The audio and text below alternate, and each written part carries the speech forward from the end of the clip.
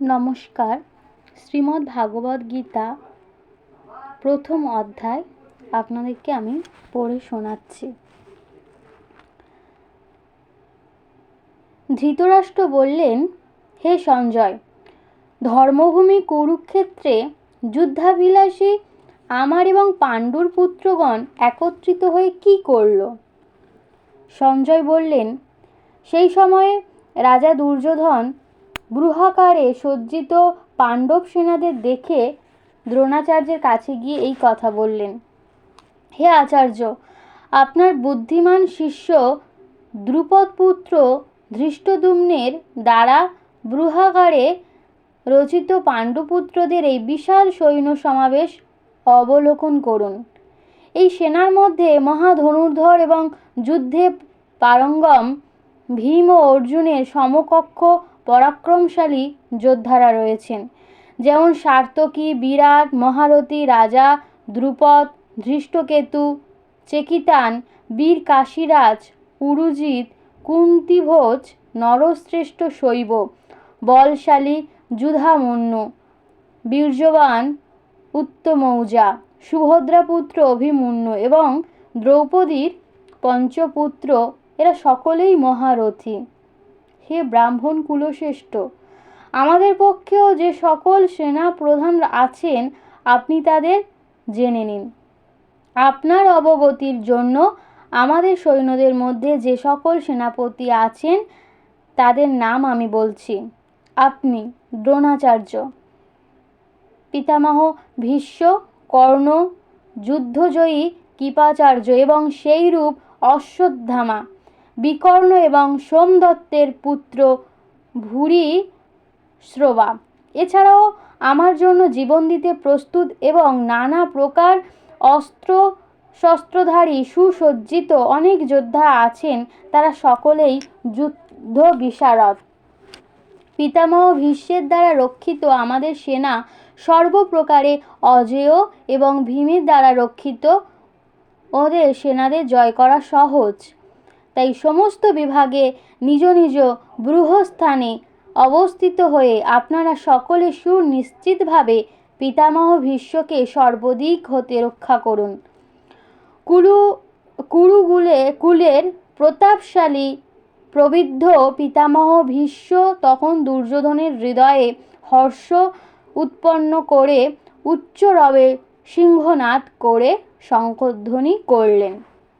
তারপর শঙ্খ, নাকারা, ঢোল, মৃদঙ্গ, রণসিঙ্গা ইত্যাদি বাক্য একসঙ্গে বেজে উঠল।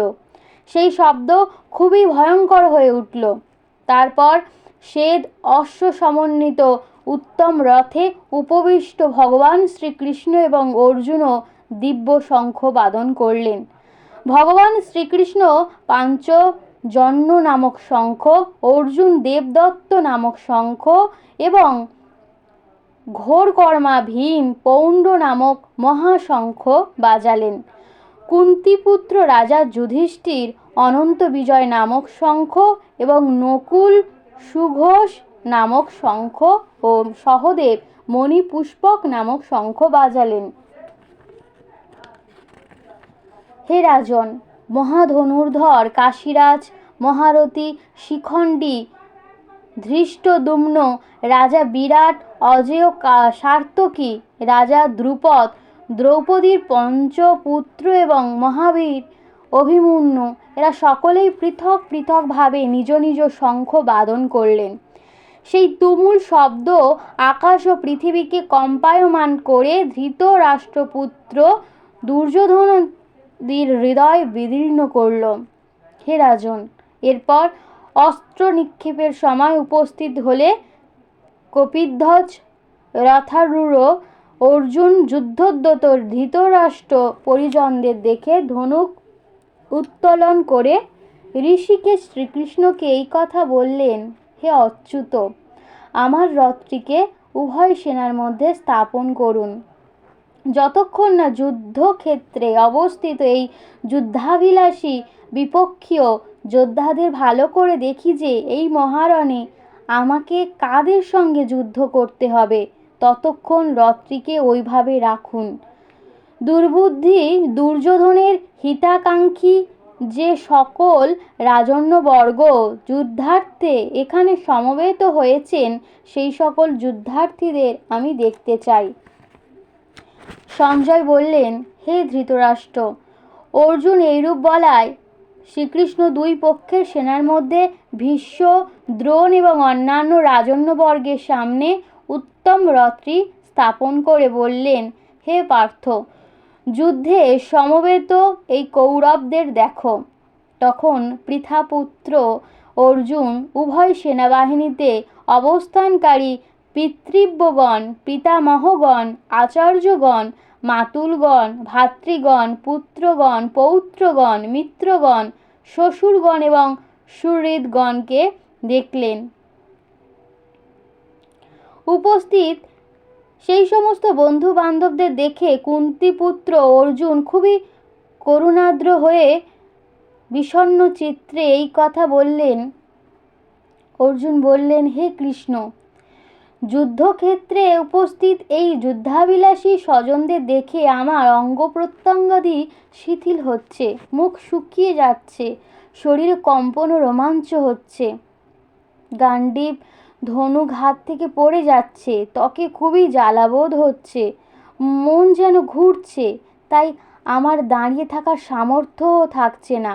হে কেশব, আমি অশুভ লক্ষণ সকল দেখছি এবং যুদ্ধে স্বজনদের হত্যা করায় আমি কোনো মঙ্গল দেখছি না।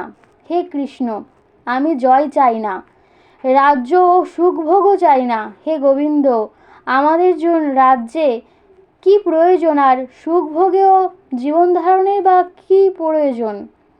আমরা যাদের জন্য রাজ্য ভোগ সুখাদি কামনা করি, তারাই অর্থ এবং প্রাণের আশা ত্যাগ করে যুদ্ধের জন্য উপস্থিত। আচার্যগণ, পিতৃব্যগণ, পুত্রগণ, পিতামহগণ, মাতুলগণ, শ্বশুরগণ, পৌত্রগণ, শ্যালকগণ এবং অন্যান্য আত্মীয়গণ উপস্থিত রয়েছেন। হে মধুসূদন, আমাকে বধ করতে উদ্যত হলেও অথবা ত্রিলোকের রাজত্বের জন্য আমি এদের বধ করতে চাই না। পৃথিবীর রাজত্বের তো কথাই নেই। হে জনার্দন, ধৃতরাষ্ট্রের পুত্রদের বধ করে আমাদের কি সুখ হবে? এই সকল আত্মীয়দের বধ করলে তো আমাদের পাপই হবে। অতএব হে মাধব, দুর্যোধন ও তাদের বান্ধবগণকে বধ করা আমাদের উচিত নয়। কেননা নিজ কুটুম্বদের হত্যা করে আমরা কি রূপে সুখী হব? যদিও লোভে ভ্রষ্টচিত্ত হয়ে এরা কুল নাশ হতে উৎপন্ন দোষ এবং মিত্রদের সঙ্গে বিরোধে কোনো পাপ দেখছেন না, কিন্তু হে জনার্দন, কুল নাশজনিত দোষে জেনেও আমরা কেন এই পাপ হতে বিরত হব না? কুলক্ষয়ে সনাতন কুল ধর্ম নষ্ট হয়, ধর্ম নষ্ট হলে সমস্ত কুলে পাপ ছড়িয়ে পড়ে। হে কৃষ্ণ, পাপ অত্যন্ত বৃদ্ধি পেলে কুলস্ত্রীগণ দুষ্টা হয়। হে বার্ষ্যেয়, কুলস্ত্রীগণ দুষ্টা হলে বর্ণ সংকর উৎপন্ন হয়। বর্ণ সংকর উৎপন্ন হলে তা কুল ও ঘাতকদের এবং কুলকে নরকগামী করে এবং শ্রাদ্ধ তর্পণ হতে বঞ্চিত হওয়ায় পিতৃপুরুষগণও অধোগতি প্রাপ্ত হন। এই সকল বর্ণসংকর কারক দোষে কুলনাশকারীদের সনাতন কুলধর্ম ও জাতিধর্ম নষ্ট হয়ে যায়। হে জনার্দন, আমরা শুনেছি যাদের কুল ধর্ম নষ্ট হয় তাদের অনিশ্চিত কাল পর্যন্ত নরকে বাস করতে হয়। হায় দুর্ভাগ্য, আমরা বুদ্ধিমান হয়েও কি মহাপাপ করতে প্রবৃত্ত হয়েছি। রাজ্য ও সুখভোগের আশায় স্বজনবধ করতে উদ্যত হয়েছি। যদি আমাকে শাস্ত্ররহিত ও প্রতিকারহীন অবস্থায় দেখে অস্ত্রসজ্জিত ধৃতরাষ্ট্রের পুত্ররাও বধ করে, তবে সেই মৃত্যু আমার পক্ষে কল্যাণজনক হবে। সঞ্জয় বললেন, রণভূমিতে শোকে উদ্বিগ্ন চিত্ত অর্জুন এই কথা বলে ধনুর্বাণ ত্যাগ করে রথের মধ্যে উপবেশন করলেন। ওম তৎসৎ। শ্রীমদ্ ভগবদ্ গীতারূপী উপনিষদ তথা ব্রহ্মবিদ্যা বিষয়ক যোগশাস্ত্রে শ্রীকৃষ্ণ অর্জুন সংবাদে অর্জুন বিষাদ যোগ নামক প্রথম অধ্যায় সম্পূর্ণ হলো। নমস্কার।